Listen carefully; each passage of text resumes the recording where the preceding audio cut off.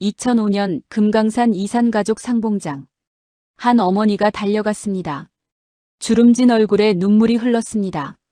50년 만에 만난 아들. 대한민국 적십자사 통계에 따르면 이산가족 상봉자 중 약 60%가 상봉 첫 순간 가족의 말을 알아듣지 못했습니다. 같은 피를 나눈 가족입니다. 같은 한국어를 씁니다. 그런데 왜 서로의 말을 알아듣지 못했을까요? 독일도 40년간 분단되었습니다. 1989년 베를린 장벽이 무너졌을 때 동서독 가족들이 만났습니다. 그들은 만나자마자 대화를 나눴습니다. 억양이 조금 달랐지만 말은 통했습니다. 세계 언어학계는 이 현상에 주목했습니다. 학자들은 이것을 한국어 분단 언어 현상이라 명명하고 연구에 착수했습니다. 그리고 놀라운 결론에 도달했습니다.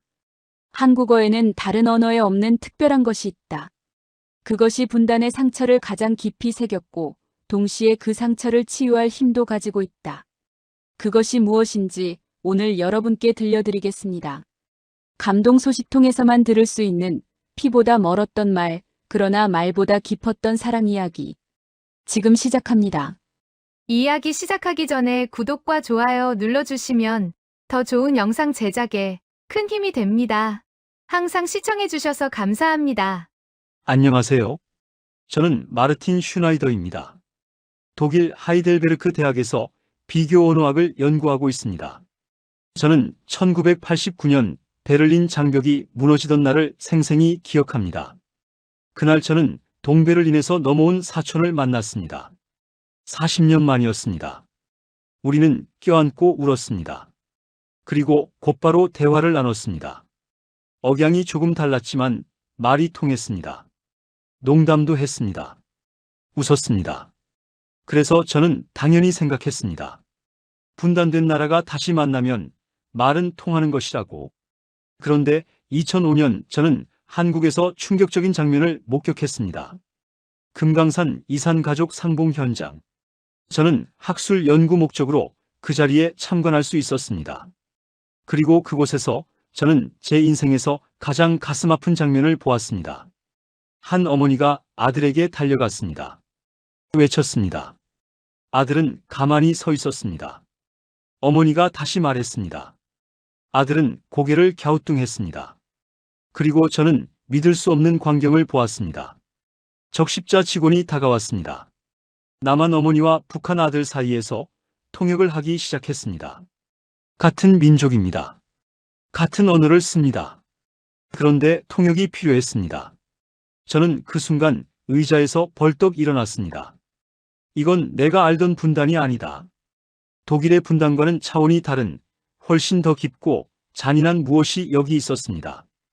그리고 저는 깨달았습니다. 한국어에는 제가 모르는 비밀이 있다고.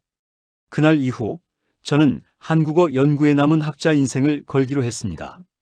왜 한국어는 50년 만에 가족도 못 알아듣는 말이 되었는가? 왜 AI 번역기도 한국어의 진짜 감정을 옮기지 못하는가? 그리고 그 비극 속에서 어떻게 어머니와 아들은 결국 서로를 알아보았는가? 20년간의 연구 끝에 저는 답을 찾았습니다.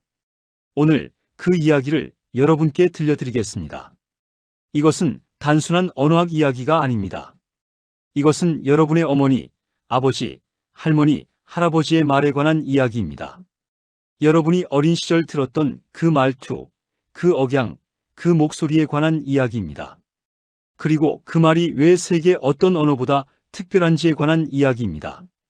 저는 그날 이후 한국어의 분단사를 추적하기 시작했습니다. 1950년 한국 전쟁이 발발하기 전까지 한반도의 언어는 하나였습니다. 서울 사람이 평양에 가도 말이 통했습니다. 부산 사람이 함흥에 가도 대화가 가능했습니다. 지역마다 사투리가 있었지만 그것은 차이였지 단절이 아니었습니다. 할머니의 사투리를 손자가 못 알아듣는 일은 없었습니다. 같은 하늘 아래 같은 말을 쓰는 한민족이었습니다. 그런데 전쟁이 모든 것을 바꿔놓았습니다. 1953년 휴전 이후 남과 북은 완전히 다른 길을 걷기 시작했습니다. 정치 체제만 달라진 것이 아닙니다. 경제 구조만 갈라진 것이 아닙니다. 언어 정책까지 완전히 달라졌습니다. 북한은 1966년 김일성의 지시로 문화어라는 개념을 공식화했습니다. 평양말을 기준으로 삼되 한자어와 외래어를 최대한 배제하고 고유어를 살리겠다는 방침이었습니다. 표면적으로는 민족 언어의 순수성을 지키겠다는 취지였지만 실제로는 남한과의 차별화를 의도한 정책이었습니다. 남한은 서울말을 중심으로 표준어를 정비했습니다. 한자어를 유지하면서 영어를 비롯한 외래어를 적극 수용했습니다. 경제 개발과 함께 서구 문물이 밀려 들어왔고 언어도 그 흐름을 따랐습니다. 처음에는 큰 차이가 없었습니다. 10년이 지나도 20년이 지나도 남북의 말은 여전히 비슷했습니다. 하지만 30년이 지나자 균열이 보이기 시작했습니다. 40년이 지나자 그 균열은 고리되었습니다. 그리고 50년이 지났을 때 남과 북의 말은 서로 다른 언어처럼 느껴지기 시작했습니다. 저는 이것을 언어의 빙하 이동이라고 부릅니다. 빙하는 하루아침에 움직이지 않습니다. 눈에 보이지 않을 만큼 천천히 그러나 멈추지 않고 이동합니다. 그리고 수십 년이 지나면 완전히 다른 위치에 있습니다. 남북의 언어가 그랬습니다. 매일매일은 느끼지 못했지만 50년이라는 세월이 지나자 완전히 다른 곳에 서 있었습니다. 제가 수집한 자료를 보여드리겠습니다. 같은 사물을 가리키는 말이 얼마나 달라졌는지 몇 가지 예를 들어보겠습니다. 남한에서 아이스크림이라고 부르는 것을 북한에서는 얼음 보숭이라고 합니다. 남한의 도넛은 북한의 가락지빵입니다. 남한에서 립스틱이라 하면 북한에서는 입술연지입니다. 남한의 노크는 북한의 손기척입니다.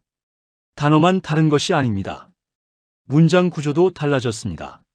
남한에서 할 수 있습니다라고 말할 때 북한에서는 할 수 있습니다라고 하지 않고 하겠습니다라는 표현을 더 자주 씁니다. 의지와 가능성을 구분하는 방식이 달라진 것입니다. 존칭 체계도 변했습니다. 남한에서는 뭐뭐 요체가 일상화되었지만 북한에서는 뭐뭐입니다 자체를 더 격식 있게 여깁니다. 같은 높임말인데 느낌이 다릅니다.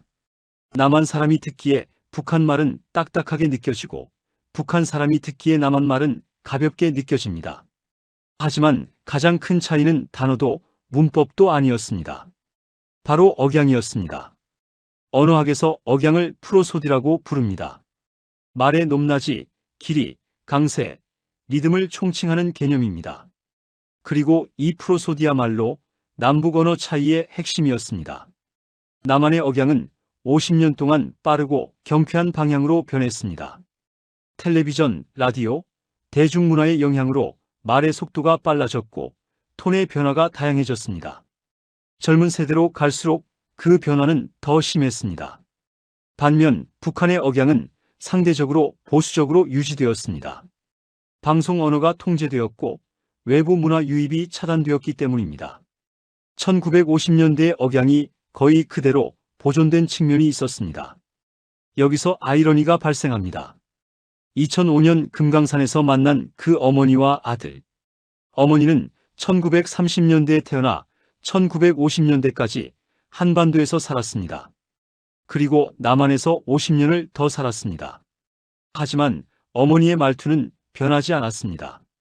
80대 노인의 언어는 젊은 시절에 굳어진 채 평생을 유지하는 경향이 있습니다. 어머니는 여전히 1950년대의 말투를 쓰고 있었습니다. 아들은 북한에서 50년을 살았습니다.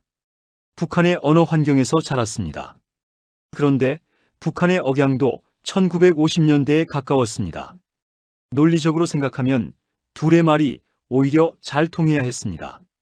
둘 다 1950년대의 언어를 간직하고 있었으니까요. 그런데 왜 통하지 않았을까요? 여기에 또 하나의 변수가 있었습니다. 바로 사투리입니다. 어머니는 강원도 정선 출신이었습니다.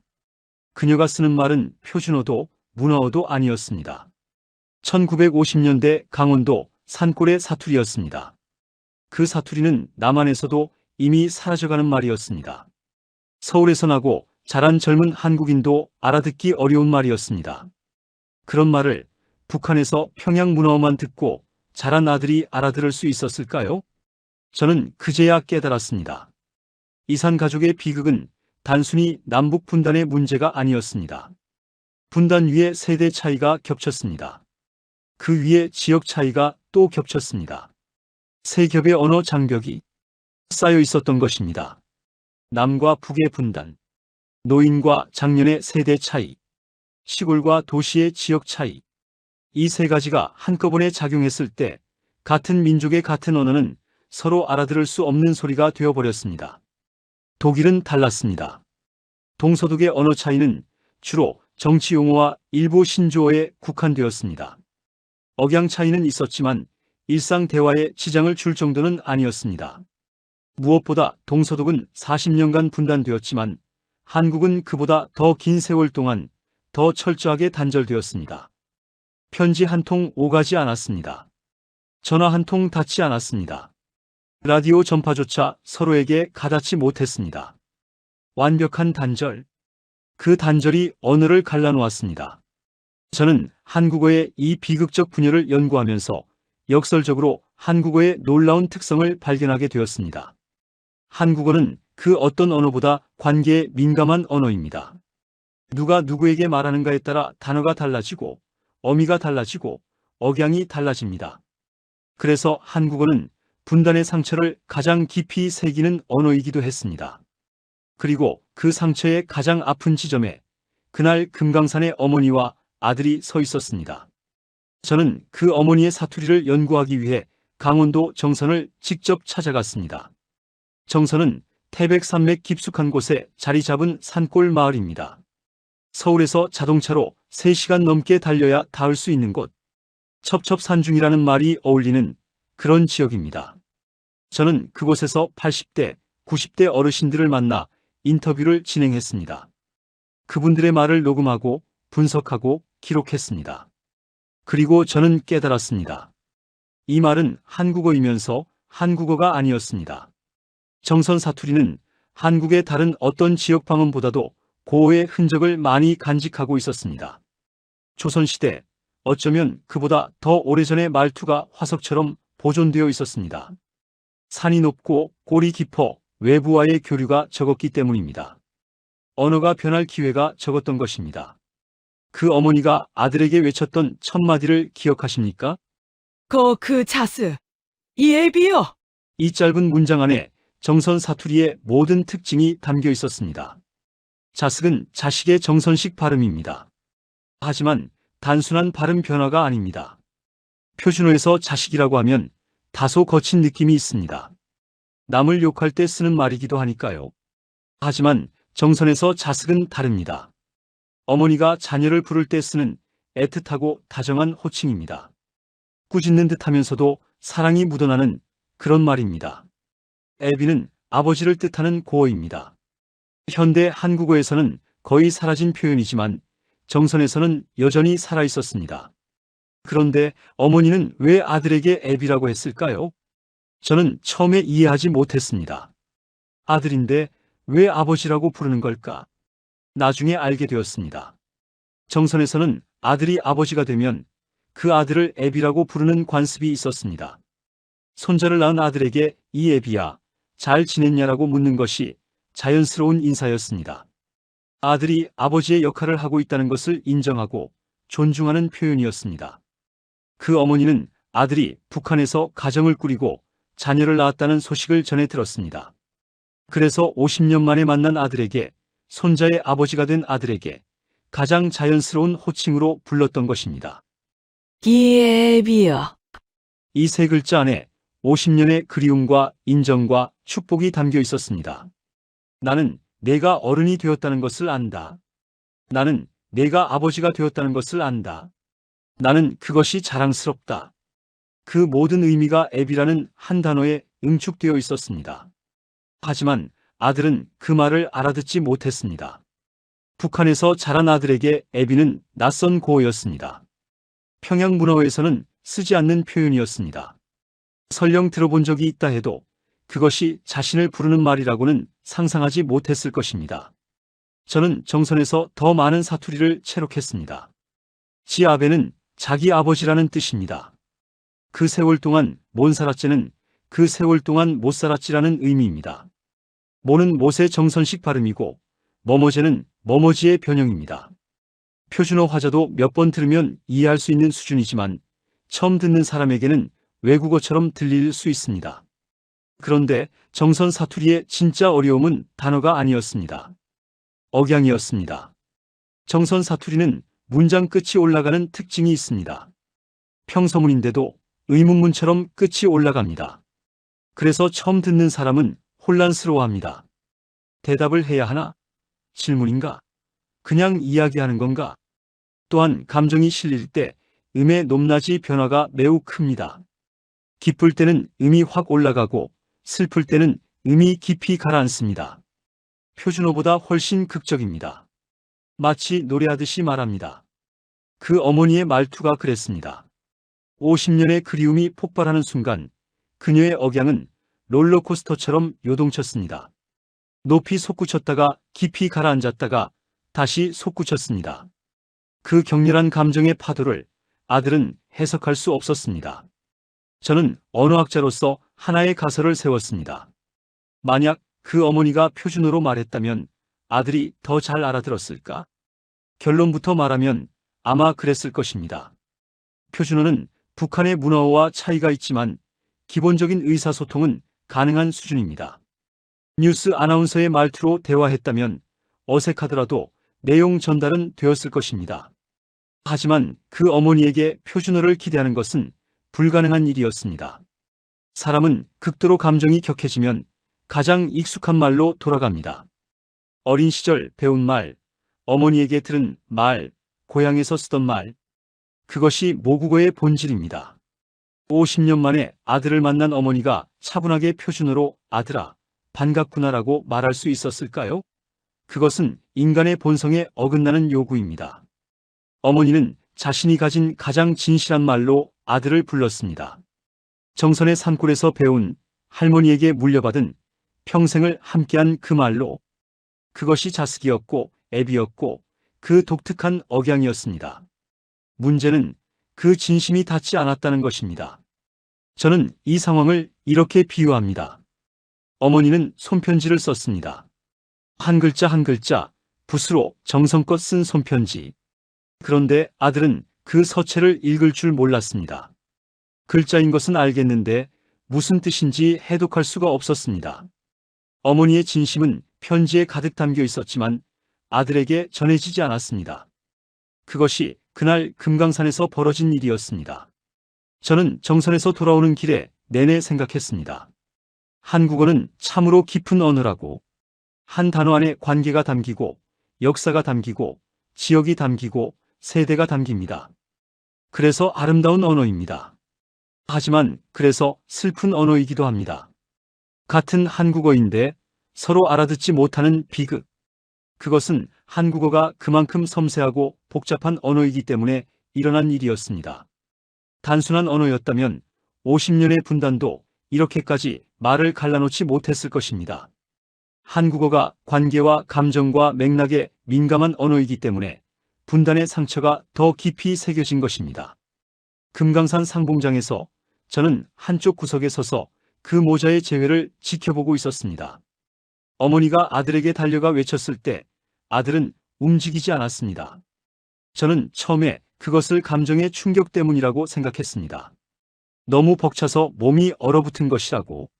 하지만 아들의 눈을 자세히 보았을 때 저는 다른 것을 발견했습니다. 그것은 감동의 눈빛이 아니었습니다. 당혹감이었습니다. 혼란이었습니다. 이분이 누구지? 무슨 말을 하는 거지? 라는 물음이 그의 눈에 역력했습니다. 상봉 시간은 제한되어 있었습니다. 남북 이산 가족 상봉은 보통 이틀에서 사흘 정도 진행되는데 실제로 가족이 얼굴을 맞대고 대화할 수 있는 시간은 몇 시간에 불과합니다. 50년을 기다려서 만난 가족인데 고작 몇 시간? 그 시간이 금처럼 귀했습니다. 그런데 그 귀한 시간의 첫 30분이 소통 불능 상태로 흘러갔습니다. 어머니는 계속 말했습니다. 정선 사투리로 50년 동안 하고 싶었던 말들을 쏟아냈습니다. 아들은 고개를 끄덕이기도 하고 가끔 짧게 대답하기도 했지만 그의 표정은 여전히 어두웠습니다. 이해하지 못하고 있다는 것이 분명했습니다. 적십자 직원들이 중간에서 통역을 시도했습니다. 같은 한국어를 쓰는 사람들 사이에서 통역이라니 이 얼마나 기이한 광경입니까? 하지만 그것이 현실이었습니다. 저는 나중에 그 아들을 인터뷰할 기회를 얻었습니다. 북한으로 돌아가기 전 잠깐의 시간이 허락되었습니다. 그가 제게 말했습니다. 처음에는 정말 그분이 어머니라는 것을 믿을 수가 없었습니다. 저는 물었습니다. 왜요? 얼굴이 기억나지 않으셨나요? 그는 고개를 저었습니다. 아닙니다. 얼굴은 어렴풋이 기억났습니다.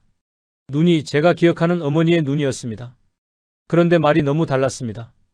그 말투가 저는 한 번도 들어본 적이 없는 말투였습니다. 그래서 혼란스러웠습니다. 저는 더 물었습니다. 그러면 언제 어머니라는 확신이 드셨나요? 그는 잠시 침묵했습니다.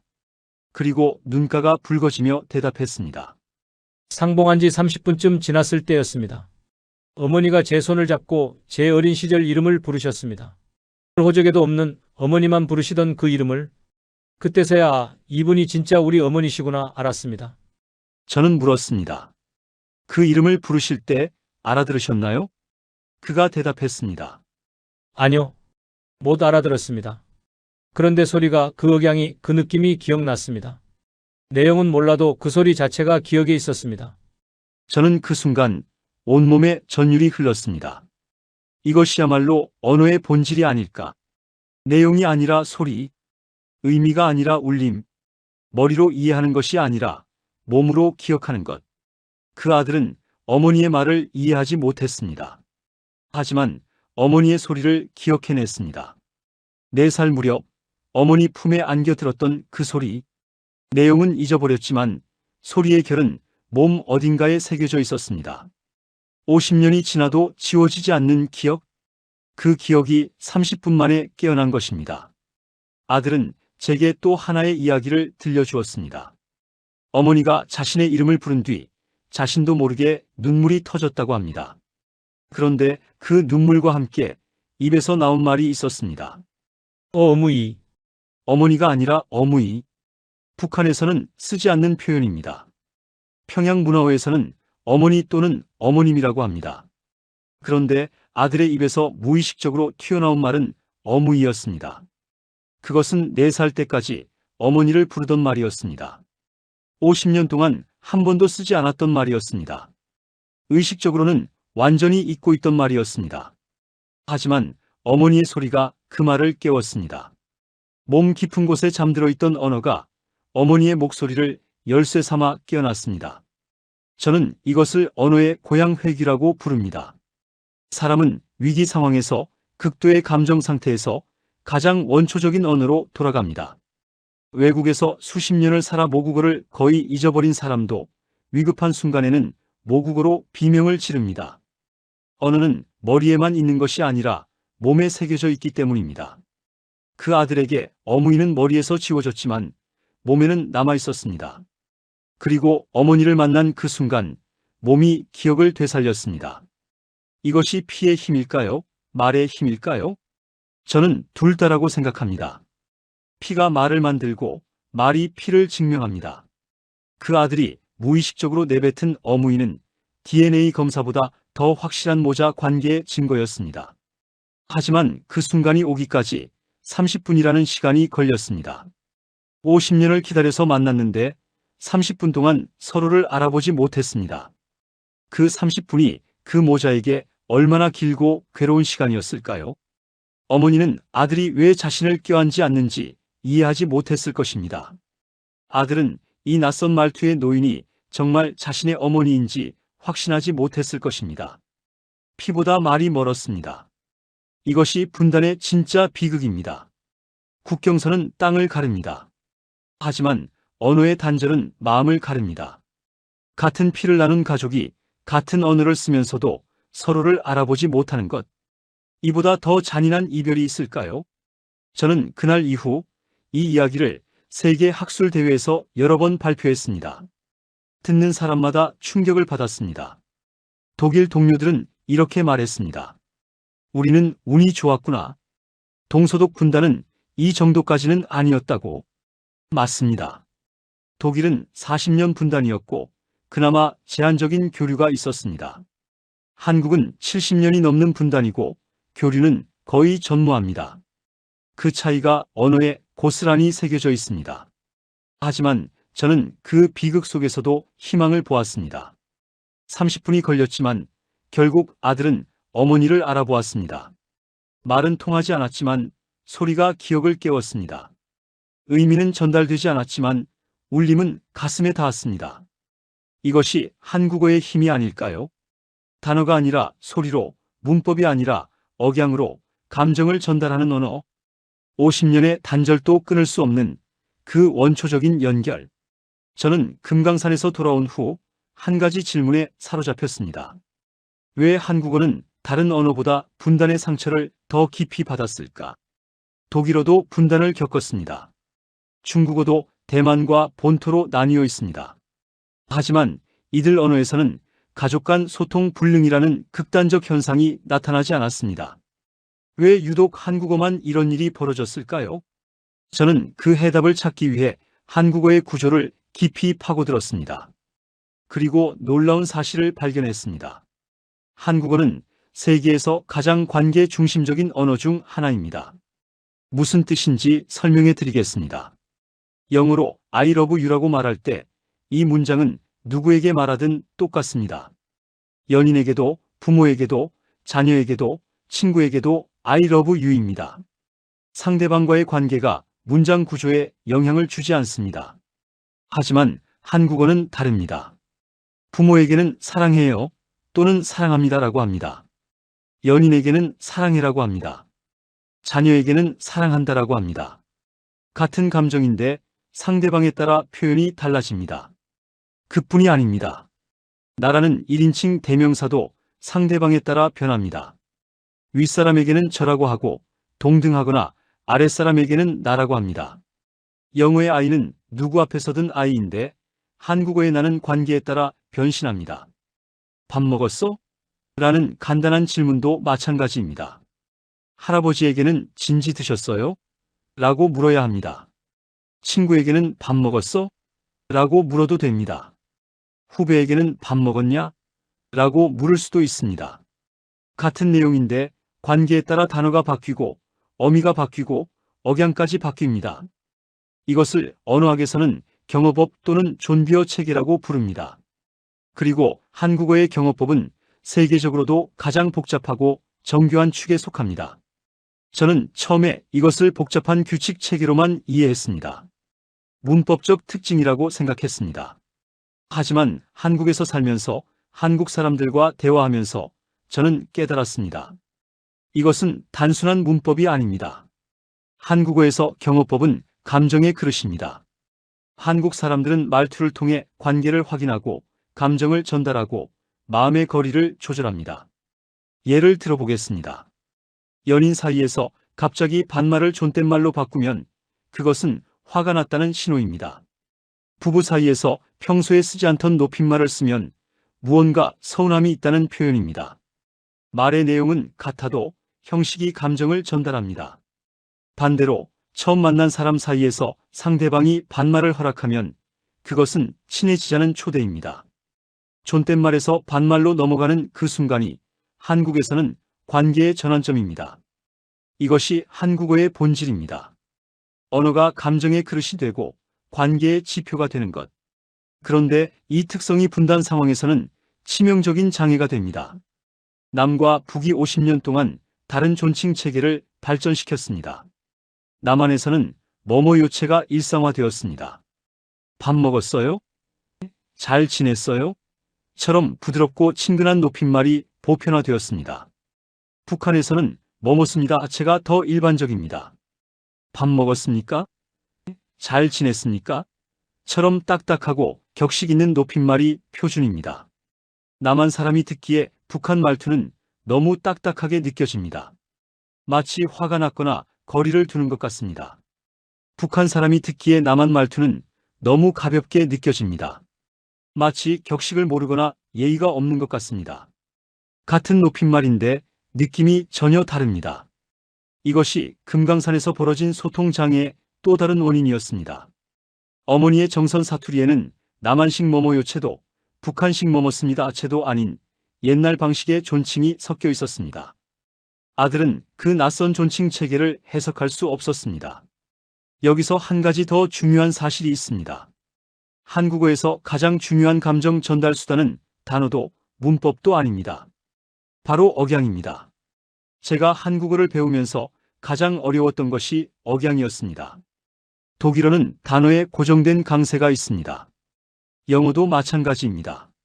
하지만 한국어의 억양은 상황에 따라, 감정에 따라, 의도에 따라 자유롭게 변합니다. 밥 먹었어? 이 한 문장을 저는 10가지 이상의 다른 방식으로 말할 수 있습니다. 걱정하는 말투로, 반가운 말투로, 귀찮은 말투로, 궁금한 말투로, 재촉하는 말투로, 농담하는 말투로. 단어는 똑같은데 억양만 바꾸면 의미가 완전히 달라집니다. 한국 사람들은 이 억양의 차이를 본능적으로 읽어냅니다. 상대방이 무슨 말을 했는지보다 어떻게 말했는지를 더 예민하게 감지합니다. 그래서 한국에서는 말은 그렇게 안 했는데 기분 나빴어라는 표현이 있습니다. 내용은 괜찮았는데 말투가 기분 나빴다는 뜻입니다. 이것이 한국어입니다. 내용보다 형식이, 단어보다 소리가, 문법보다 억양이 더 많은 것을 전달하는 언어. 그래서 한국어는 번역이 어렵습니다. 단어를 옮길 수는 있지만 억양을 옮길 수는 없습니다. 문법을 옮길 수는 있지만 그 안에 담긴 관계의 뉘앙스를 옮기기는 거의 불가능합니다. 그래서 한국어는 분단에 취약했습니다. 50년 동안 서로 다른 억양 체계가 발달했습니다. 같은 단어, 같은 문법을 쓰더라도 억양이 달라지니 느낌이 달라졌습니다. 느낌이 달라지니 감정이 전달되지 않았습니다. 감정이 전달되지 않으니 가족인데도 서로를 알아보지 못했습니다. 어머니의 사투리에는 50년의 그리움이 담겨 있었습니다. 하지만 그 그리움은 억양 속에 숨어 있었습니다. 아들은 억양을 해독할 수 없었기에 그리움도 읽어내지 못했습니다. 언어는 감정의 그릇이라고 저는 말했습니다. 한국어는 특히 그렇습니다. 그리고 그 그릇이 깨졌을 때 감정도 함께 쏟아져 버립니다. 금강산의 그 어머니는 가득 찬 그릇을 아들에게 내밀었습니다. 하지만 아들은 그 그릇의 모양을 알아보지 못했습니다. 안에 무엇이 담겼는지 보기 전에 그릇 자체가 낯설었습니다. 그것이 분단이 언어에 남긴 상처입니다. 저는 20년 넘게 한국어를 연구하면서 하나의 결론에 도달했습니다. 한국어는 소리의 언어입니다. 많은 언어가 문자 중심으로 발달했습니다. 라틴어에서 파생된 유럽 언어들은 글로 기록되고 글로 전승되었습니다. 법률, 철학, 종교 모두 문자를 통해 권위를 얻었습니다. 그래서 유럽 언어에서는 쓰인 말이 말해진 말보다 더 중요하게 여겨지는 경향이 있습니다. 하지만 한국어는 달랐습니다. 한국의 역사에서 문자는 오랫동안 소수의 전유물이었습니다.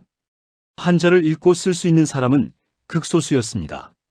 대다수의 백성들은 문자 없이 살았습니다. 그들에게 언어란 곧 소리였습니다. 말로 전하고, 말로 듣고, 말로 기억했습니다. 세종대왕이 한글을 창제한 것이 15세기입니다. 하지만 한글이 보편화된 것은 20세기에 들어서입니다.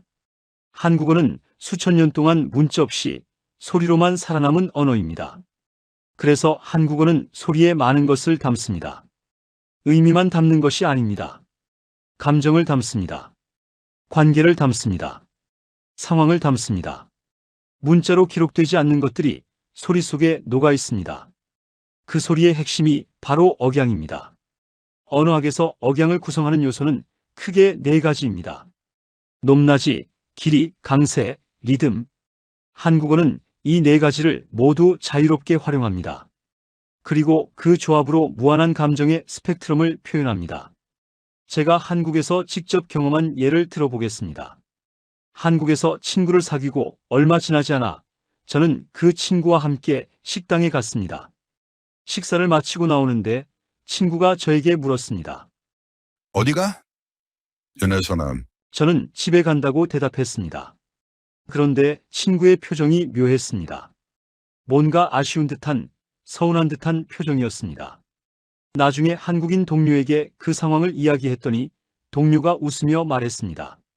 그 친구가 어디가? 라고 물은 게 아니라 어디가? 라고 물은 거예요. 끝을 올리면서 길게 빼면 그건 가지마, 더 놀자라는 뜻이에요. 저는 그제야 깨달았습니다. 같은 어디가? 인데 억양에 따라 의미가 완전히 달라지는 것을. 짧게 끊으면 단순한 질문이고 길게 빼면서 끝을 올리면 만류의 뜻이 됩니다. 이것은 문법책 어디에도 나오지 않습니다. 사전에도 없습니다. 오직 소리로만 전달되고 소리로만 이해되는 의미입니다. 한국어에는 이런 예가 무수히 많습니다. 알았어라는 말을 생각해 보십시오. 짧고 단호하게 알았어라고 하면 진짜로 이해했다는 뜻입니다. 혹은 짜증이 섞여 있을 수도 있습니다. 그만 좀 해, 알았다니까.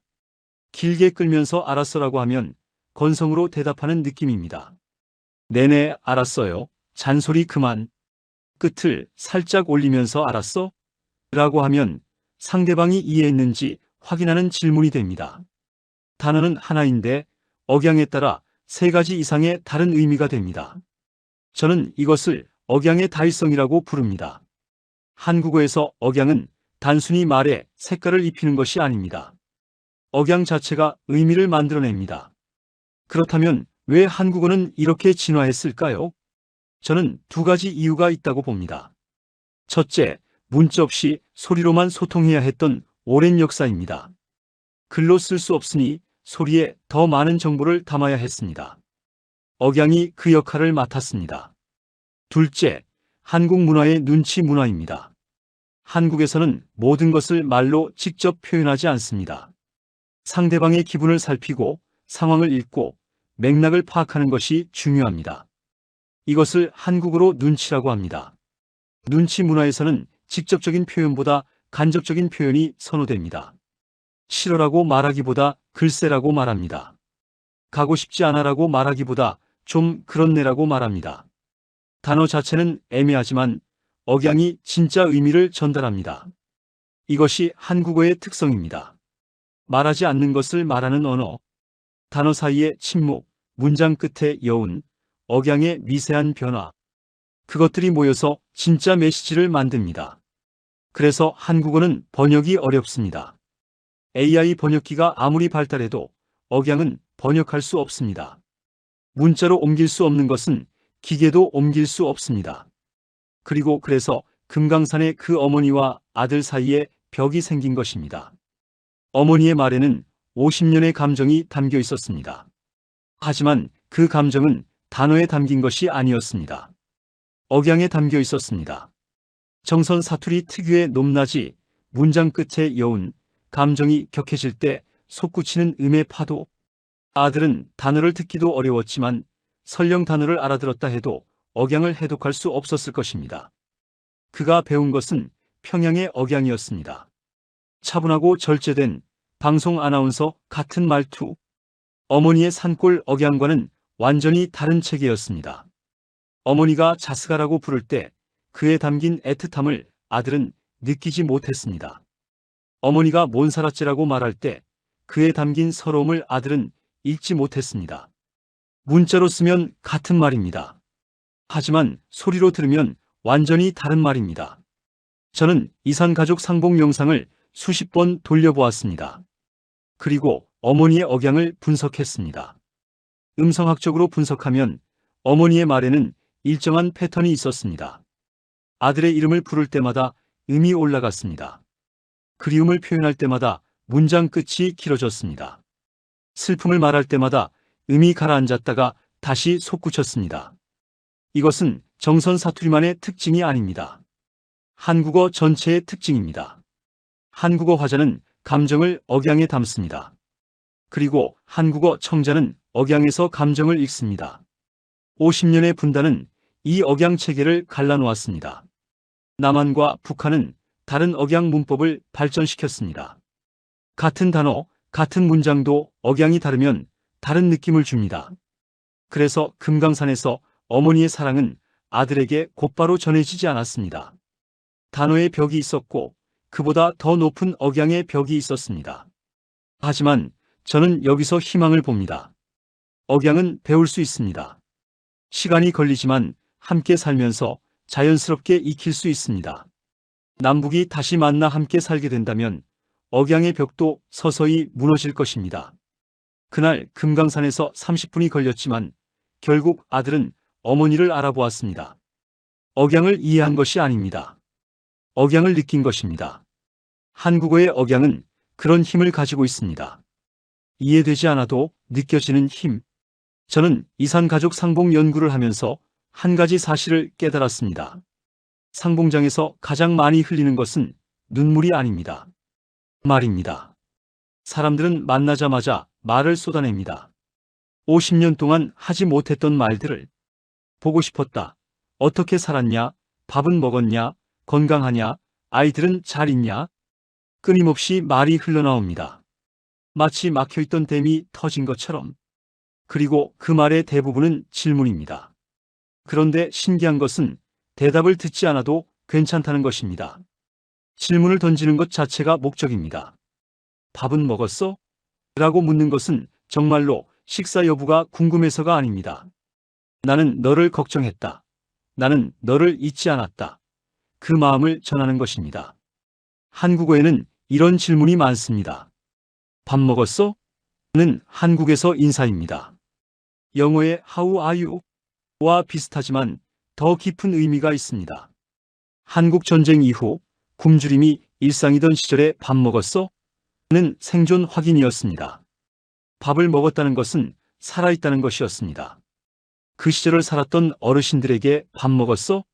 는 단순한 질문이 아닙니다. 너 살아있니? 너 괜찮니? 너를 걱정한다는 말을 압축한 것입니다. 금강산의 그 어머니도 아들에게 물었을 것입니다. 밥은 묵었냐? 라고 정선 사투리로 50년 동안 묻지 못했던 그 질문을 시니어 세대에게 말은 단순한 의사소통 도구가 아닙니다. 말은 곧 기억입니다. 저는 한국에서 많은 어르신들을 인터뷰했습니다. 80대, 90대 어르신들의 이야기를 들었습니다. 그분들의 기억은 대부분 말과 연결되어 있었습니다. 한 할머니는 돌아가신 어머니를 회상하며 이렇게 말했습니다. 우리 어머니가 날 부를 때, 야, 이리 온나 그랬어. 그 목소리가 아직도 귀에 들려. 그 할머니의 어머니는 60년 전에 돌아가셨습니다. 얼굴은 희미해졌습니다. 하지만 목소리는 선명합니다. 야, 이리 온나라는 그 말투, 그 억양이 할머니의 기억 속에 60년째 살아있습니다. 또 다른 할아버지는 아버지를 이렇게 기억했습니다. 아버지가 화나면 이놈아 그러셨는데 그 이놈아가 무섭지가 않았어. 왜냐면 그 뒤에 꼭 밥 먹어라 그러셨거든. 이놈아라는 꾸짖음 뒤에 밥 먹어라라는 걱정. 그 조합이 그 할아버지에게는 아버지의 사랑이었습니다. 아버지의 얼굴보다 그 말투가 더 선명하게 기억에 남아 있습니다. 이것이 시니어 세대의 기억법입니다. 이미지보다 소리로, 장면보다 말로 기억합니다. 심리학에서는 이것을 청각적 기억의 지속성이라고 부릅니다. 시각적 기억은 시간이 지나면서 희미해지지만 청각적 기억은 오래 유지됩니다. 특히 감정이 강하게 연결된 소리, 예를 들어 어머니의 자장가, 아버지의 꾸짖음, 연인의 속삭임 같은 것들은 평생 잊히지 않습니다. 이산가족 상봉이 그토록 큰 울림을 주는 이유가 여기에 있습니다. 그것은 단순히 가족을 다시 만나는 것이 아닙니다. 잃어버린 목소리를 다시 듣는 것입니다. 기억 속에만 있던 그 말투를, 그 억양을 살아있는 목소리로 다시 듣는 것입니다. 금강산의 그 어머니가 자스가라고 불렀을 때 아들은 처음에 알아듣지 못했습니다. 하지만 30분이 지나고 어머니가 아들의 어린 시절 이름을 불렀을 때 아들의 몸이 기억을 떠올렸습니다. 그것은 머리의 기억이 아니었습니다. 몸의 기억이었습니다. 귀가 기억하고 가슴이 반응했습니다. 4살 때 들었던 어머니의 목소리가 70년 만에 다시 귀에 닿았습니다. 저는 그 순간을 이렇게 해석합니다. 아들에게 어머니의 목소리는 잃어버린 고향이었습니다. 전쟁으로 헤어지고 북한에서 완전히 새로운 삶을 살았습니다. 새로운 언어 환경에서 새로운 억양을 배우고 새로운 말투로 평생을 살았습니다. 하지만 그의 몸 어딘가에는 4살 때의 언어가 잠들어 있었습니다. 어머니가 불러주던 그 소리, 어머니가 달래주던 그 말투. 의식에서는 완전히 지워졌지만 무의식 깊은 곳에 화석처럼 남아 있었습니다. 어머니의 목소리가 그 화석을 깨웠습니다. 저는 이것을 언어적 고향이라고 부릅니다. 사람은 누구나 언어적 고향이 있습니다. 가장 처음 배운 말, 가장 처음 들은 목소리, 가장 처음 느낀 언어의 온기. 그것이 언어적 고향입니다. 그리고 시니어 세대에게 그 언어적 고향은 부모님의 말투입니다. 어머니가 부르던 호칭, 아버지가 쓰던 사투리, 할머니가 들려주던 예시야기. 그 말들이 언어적 고향의 풍경입니다. 이산 가족에게 그 언어적 고향은 빼앗긴 것이었습니다. 전쟁이 가족을 갈라놓았고 분단이 목소리를 끊어놓았습니다. 50년 동안 어머니의 목소리를 듣지 못했습니다. 언어적 고향을 잃어버린 채 살았습니다. 그래서 상봉의 첫 순간이 그토록 혼란스러웠던 것입니다. 50년 만에 고향에 돌아왔는데 풍경이 너무 달라져서 길을 잃은 것과 같았습니다. 어머니의 목소리가 기억 속 목소리와 달랐습니다. 세월이 목소리도 바꿔놓았습니다. 하지만 30분이 지나고 어머니가 어린 시절 이름을 불렀을 때 아들은 비로소 고향을 찾았습니다. 그 이름의 억양이 50년 전 기억 속 억양과 일치했습니다. 길을 잃었던 아들이 마침내 집을 찾은 순간이었습니다. 이것이 이산 가족 상봉의 진짜 의미입니다. 단순히 피부치를 만나는 것이 아닙니다. 잃어버린 목소리를 되찾는 것입니다. 언어적 고향으로 돌아가는 것입니다. 50년 동안 기억 속에만 있던 그 소리를 살아있는 목소리로 다시 듣는 것입니다. 그래서 이산 가족 상봉은 시니어 세대에게 특별한 울림을 줍니다. 그분들은 알고 있습니다. 말이 곧 기억이라는 것을, 목소리가 곧 사람이라는 것을, 그리고 그 목소리를 다시 듣는 것이 얼마나 귀한 일인지. 금강산에서 어머니가 외쳤던 첫마디. 그 차스, 예비여. 그 말은 단순한 인사가 아니었습니다. 50년 동안 잠들어 있던 언어의 고향이 아들을 향해 문을 연 순간이었습니다. 저는 언어학자입니다. 평생을 언어 연구에 바쳤습니다. 언어의 구조를 분석하고 문법을 해부하고 음성을 측정하는 것이 제 일이었습니다. 하지만 금강산에서 저는 언어학의 한계를 마주했습니다. 그리고 동시에 한국어의 위대함을 발견했습니다. 상봉이 시작된 지 30분이 지났습니다. 어머니가 아들의 어린 시절 이름을 불렀고 아들은 눈물을 터뜨렸습니다. 그 순간 저는 모든 장비를 내려놓고 그 장면을 지켜보았습니다. 어머니와 아들은 마주 보고 있었습니다. 둘 다 울고 있었습니다. 어머니는 여전히 정선 사투리로 무언가를 말했습니다. 아들은 여전히 그 말을 정확히 알아듣지 못했습니다. 하지만 이상한 일이 벌어졌습니다. 둘 사이에 소통이 이루어지고 있었습니다. 언어가 아닌 다른 무엇으로. 어머니가 아들의 얼굴을 두 손으로 감쌌습니다. 주름진 손이 아들의 볼을 쓰다듬었습니다. 어머니의 입에서는 계속 말이 흘러나왔습니다. 무슨 말인지 아들은 다 알아듣지 못했을 것입니다. 그런데 아들이 고개를 끄덕였습니다. 그리고 아들도 말하기 시작했습니다. 북한 억양의 한국어로 자신의 삶을 이야기했습니다.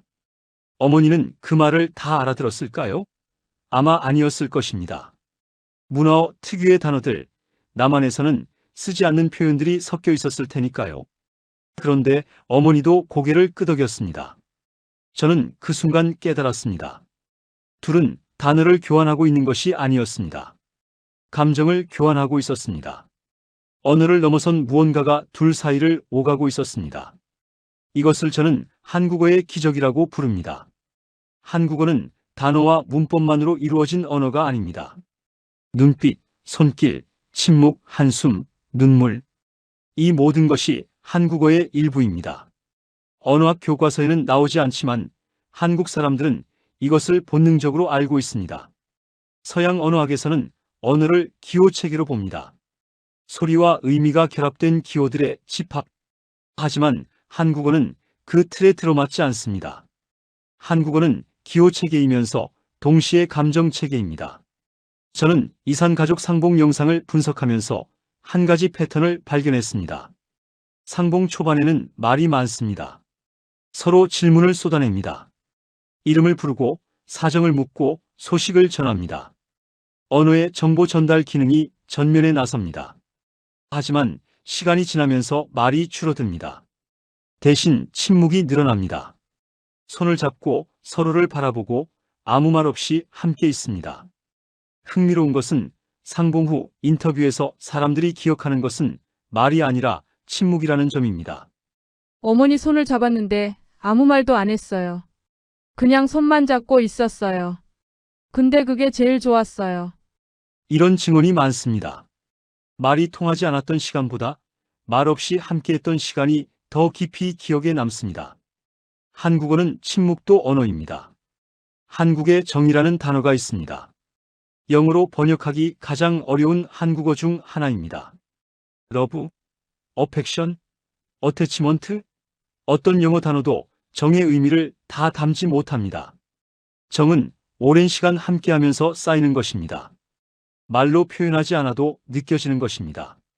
설명하지 않아도 알 수 있는 것입니다. 한국 사람들은 이것을 당연하게 여기지만 외국인인 저에게는 경이로운 개념이었습니다. 금강산에서 어머니와 아들 사이에 오간 것이 바로 정이었습니다. 50년 동안 만나지 못했습니다. 말도 달라졌습니다. 서로의 삶을 거의 모릅니다. 논리적으로 생각하면 그들은 거의 낯선 사람이나 다름없습니다. 하지만 한국어에는 피부치라는 개념이 있습니다. 피를 나눈 사람, 논리나 시간을 초월하는 연결. 말이 달라도 세월이 흘러도 피부치는 피부치입니다. 어머니는 아들을 알아보았습니다. 눈을 보고 손을 잡고 숨결을 느끼며 언어를 넘어선 방식으로 아들도 어머니를 알아보았습니다. 목소리의 울림을 듣고 손의 온기를 느끼며 단어를 넘어선 방식으로 저는 그날 이후 세계 언어학 학회에서 이 경험을 여러 번 발표했습니다. 독일, 프랑스, 미국, 일본의 동료 학자들이 저의 발표를 들었습니다. 그들 모두 같은 반응을 보였습니다. 한국어가 그런 특성을 가지고 있다니 놀랍습니다. 한 미국인 동료는 이렇게 말했습니다. 영어는 명확함을 추구하는 언어예요. 오해 없이 정보를 전달하는 것이 목표죠. 하지만 한국어는 다른 것 같군요. 말하지 않는 것도 말의 일부라니. 맞습니다. 한국어는 말하지 않는 것도 말합니다. 침묵도 대화입니다. 눈빛도 문장입니다. 최근 AI 번역 기술이 눈부시게 발전하고 있습니다. 구글 번역, 팝하고 챗GPT. 이 기술들은 단어를 번역하고 문법을 분석하고 맥락을 파악합니다. 하지만 저는 단언합니다. AI는 절대로 정을 번역하지 못할 것입니다. 억양 속에 담긴 감정, 침묵 속에 흐르는 마음, 눈빛에 실린 그리움. 이런 것들은 코드로 만들 수 없습니다. 알고리즘으로 계산할 수 없습니다. 한국어의 이 특성은 약점이 아니라 강점입니다. 분단이라는 극한 상황에서도 한국어는 사람과 사람을 연결했습니다.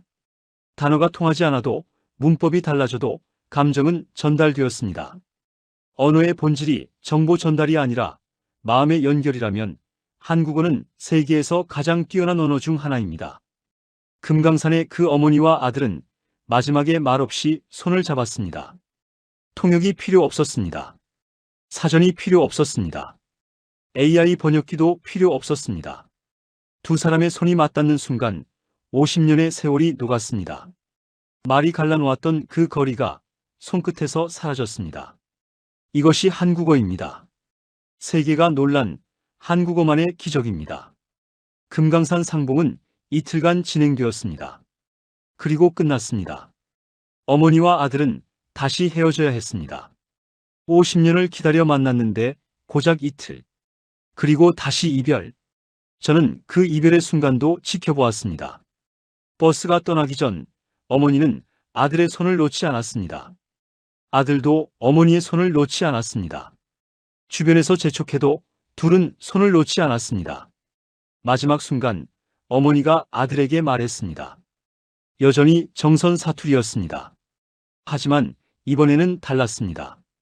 아들이 고개를 끄덕였습니다. 알아들은 것입니다. 이틀 동안 무슨 일이 있었던 걸까요? 저는 나중에 그 아들에게 물었습니다. 어머니의 말을 어떻게 알아듣게 되었냐고. 아들이 대답했습니다. 계속 들으니까 익숙해졌어요. 단어는 여전히 모르는 게 많았는데 어머니가 뭘 말하고 싶은지는 알겠더라고요. 이틀입니다. 고작 이틀 만에 50년의 언어 장벽에 금이 가기 시작했습니다. 저는 이것이 한국어의 힘이라고 생각합니다. 아니, 더 정확히 말하면 모어의 힘입니다. 어머니의 말 모국어. 그 아들에게 정선 사투리는 모어가 아니었습니다. 북한에서 배운 평양말이 그의 모어였습니다. 하지만 그보다 더 깊은 곳에 4살 때까지 들었던 어머니의 말이 있었습니다. 의식에서는 지워졌지만 무의식에는 남아있던 그 말. 이틀 동안 어머니와 함께하면서 그 무의식이 깨어났습니다. 단어 하나하나를 이해한 것이 아닙니다. 어머니의 말투 전체가 서서히 익숙해진 것입니다. 몸이 기억을 되찾은 것입니다. 이것은 기적이 아닙니다. 과학입니다.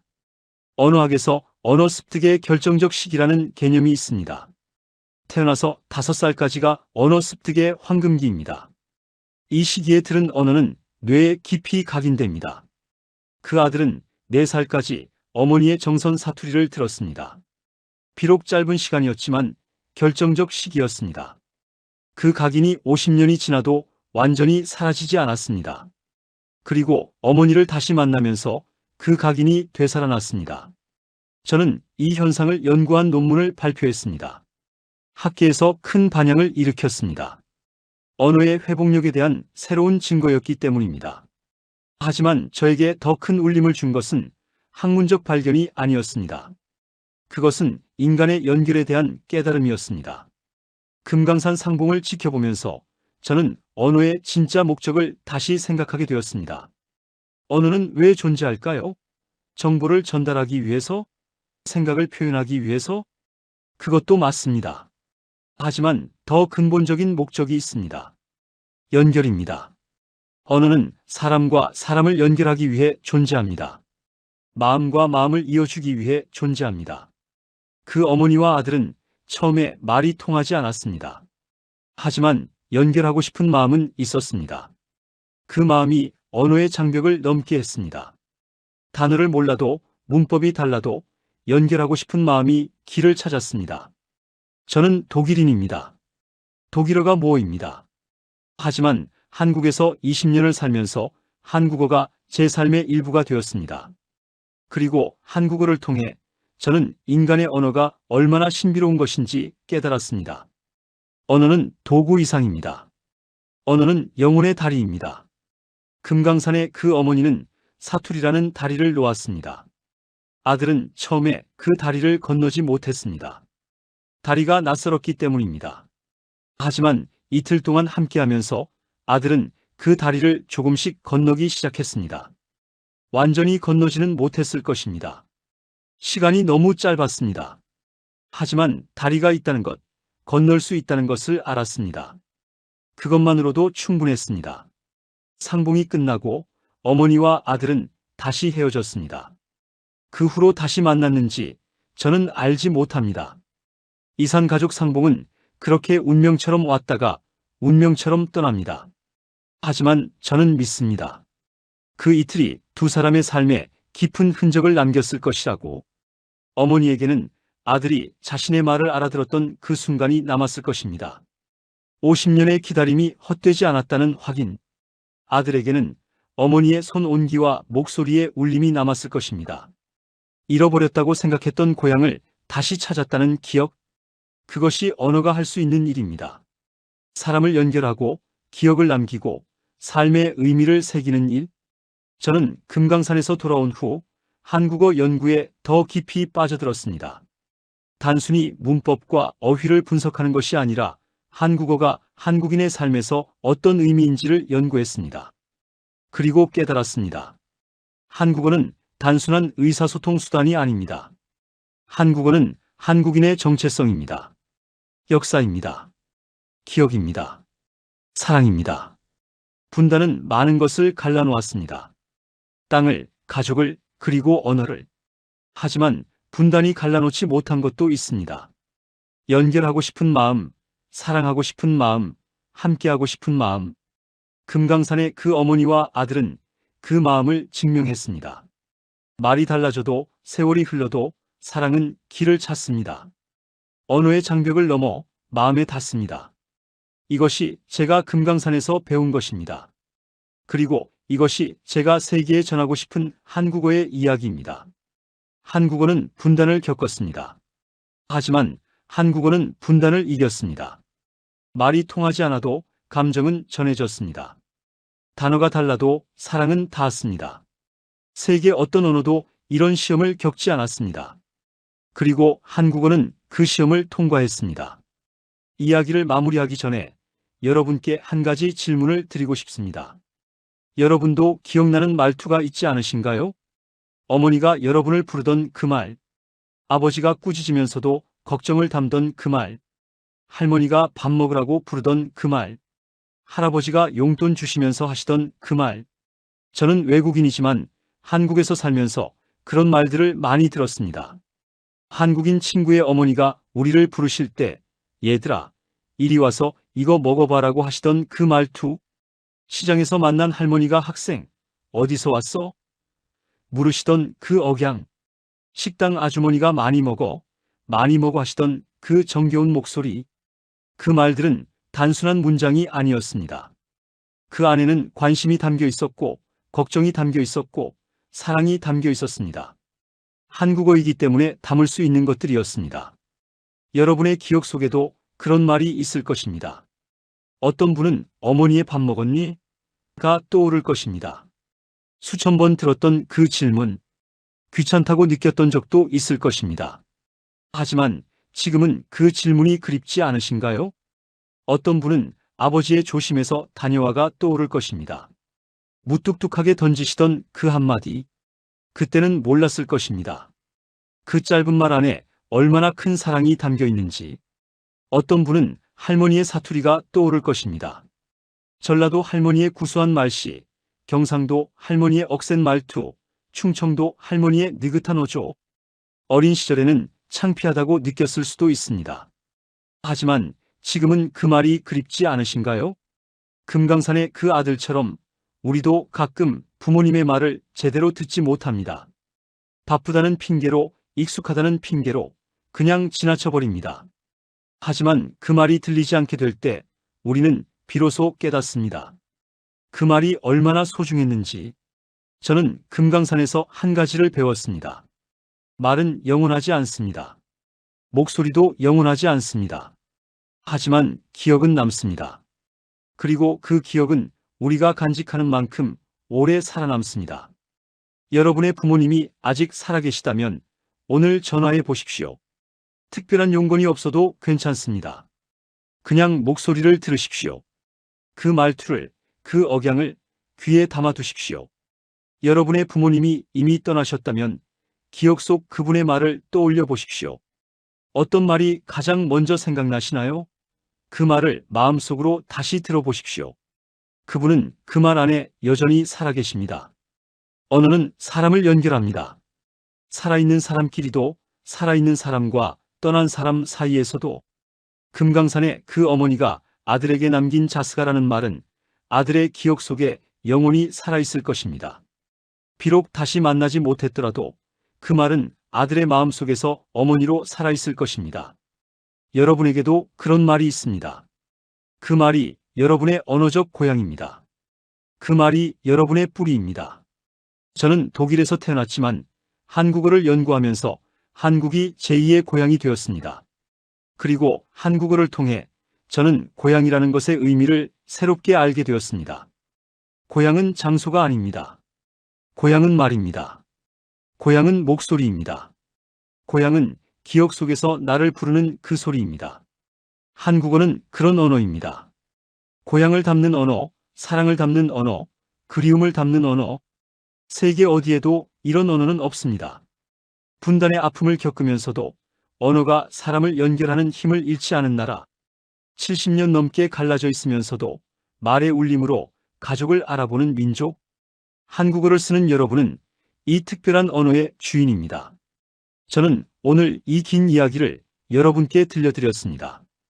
금강산의 어머니와 아들, 피보다 멀었던 말, 그리고 말보다 깊었던 사랑. 이제 여러분의 이야기를 듣고 싶습니다. 여러분이 기억하는 그 말 한마디는 무엇인가요? 어머니에게 들었던 말, 아버지에게 들었던 말, 할머니, 할아버지에게 들었던 말, 혹은 배우자에게, 자녀에게, 친구에게 들었던 말. 여러분의 마음속에 살아있는 그 한마디를 아래 댓글로 적어 주십시오. 그 말은 단지 글자가 아닙니다. 그 말은 기억이고 사랑이고 삶입니다. 여러분이 적어주시는 그 한마디가 이 영상을 보는 또 다른 누군가에게 울림이 될 것입니다. 누군가는 여러분의 말에서 자신의 어머니를 떠올릴 것입니다. 누군가는 여러분의 말에서 잊고 있던 기억을 되찾을 것입니다. 우리는 모두 말로 연결되어 있습니다. 감동 소식통이었습니다. 오늘도 끝까지 들어주셔서 감사합니다. 좋아요와 구독은 저희에게 큰 힘이 됩니다. 그리고 댓글로 여러분의 이야기를 꼭 들려주세요. 다음 이야기에서 또 뵙겠습니다.